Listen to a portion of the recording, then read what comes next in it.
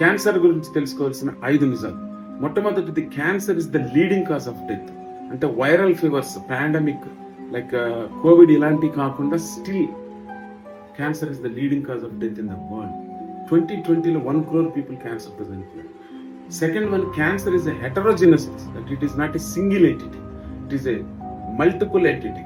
అంటే cancer cells uncontrolled growth ఉండటం వల్ల అవి డిఫరెంట్ లింఫాటిక్ బ్లడ్ స్ట్రీమ్ ద్వారా డిఫరెంట్ ఆర్గాన్స్ కి వెళ్ళి స్ప్రెడ్ అవడం, అలాగే లోకల్ గా కూడా స్ప్రెడ్ అవ్వడం దీని లక్షణం అనమాట. The third is screening. అంటే రెగ్యులర్ చెకప్స్, 40 years తర్వాత రెగ్యులర్ చెకప్స్ ఎలా చేయించుకోవడం, అలాగే కొన్ని క్యాన్సర్స్ ని మనం స్క్రీన్ చేసి ముందే పసిగట్టచ్చు.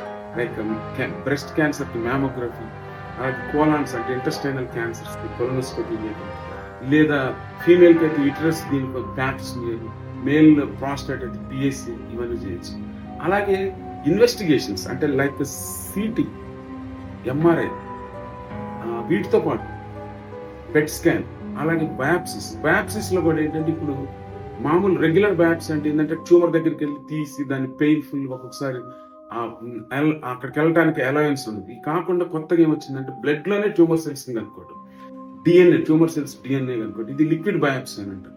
This is very useful. Fifth one is the treatment.